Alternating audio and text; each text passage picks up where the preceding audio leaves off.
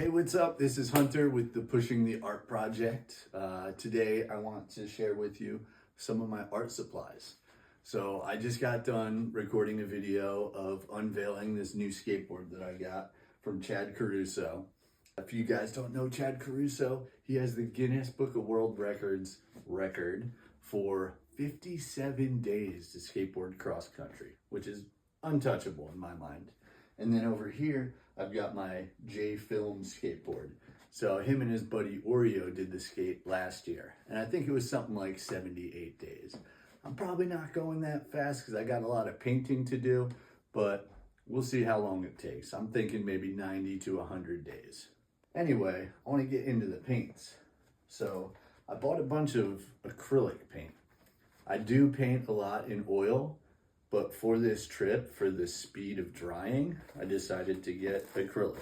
So I'm gonna be trying out this Liquitex Basics set of paint. I've used these before, and I think they're pretty good. They can sometimes have a little bit of a watery consistency, but I think that might be helpful. That way I can still get a little bit of blending in. On the even cheaper end of the spectrum, this is, I believe, Artist Loft. So an Artist Loft pack. And this pack has a bunch of different colors. It's a 36-piece paint set. I'm not sure if I'm gonna want to be carrying so much paint, although these are pretty light and it might help to have a lot of the pre-mixed colors. I'm not 100% sure. I've got a little bit more skateboarding and painting projects that I need to do in preparation to make these decisions, and then I'll be posting more videos soon. I just wanted to share with you some of the paints that I got. So the last set of paints that I got, these are Winsor and Newton Galleria acrylics, and I've used these plenty before. I think these are a little bit of a step up from the other two brands of paint, and I did use them the other day. I did my first ever skateboarding trek that I ended up going out and working on a painting in the same day. It was a wild adventure. I didn't end up doing what I anticipated. I actually ended up on a trail that was mainly ridden on by cyclists, and the dirt was so packed I was able to skateboard right on the trail. Got to play around, do some tricks. I got a video out for that. I'll have to link you up to it at the end of this clip. But I did use these paints, and I had an accident. What happened was while I was skateboarding, I fell, and I ended up blasting my black paint. So I'm pretty sure there's a crack right in this one. And I made a little bit of mess. I had paint on my face. It was a tricky painting to be working on because I was kind of fighting the sun. I was running out of time a little bit, but this was at the Steel Canyon Bridge in Hamul, California.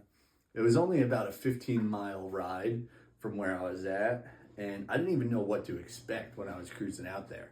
I just put a dot on the map. I figured, oh, okay, you know, if I go that way and then cruise back, that'll be a good escape for the day. And I only made it one way. I got so caught up filming skateboarding, going on this hike. You gotta check out the video, it's really cool. But this was using the Winsor Newton Galleria paints, and I feel like I was a little bit rushed because the sun was going down. I ended up getting stuck in the dark a little bit, and I know that I can do better, but this is my baseline. This is my starting point. I've painted plenty of landscapes, but I feel like this needs a little bit more rendering. And while I'm on the road, I might only have so much time to end up with paintings looking like this at first, and then at the end of the night, I might be able to tighten up on it. But this is just gonna take more practice. This is gonna be more journeys that I need to do with a backpack, getting used to the weight, all of that. But before I go too far in that direction, I want to discuss some brushes that I got as well. So this is a jumbo pack of, what's that, 50 brushes, and this is the cheapo stuff. And honestly, sometimes the cheap brushes work just as good as the really nice ones. You just got to figure out if you want something really soft or if you want something a little bit harder. When it comes to acrylic and this style of painting, I like for it to be a little bit more gestural. And by that, I mean looking like a painting. You can see the individual brush strokes. I'm not going for something that's gonna look like we're doing photographs, you know? So I think these brushes would be all right. I've also got a handful of other brushes. Some of them I've painted tons of oil with. Some I've used a little bit for acrylic. Some of them are new. But I like a variety. You know, sometimes it's good to have a large flat one.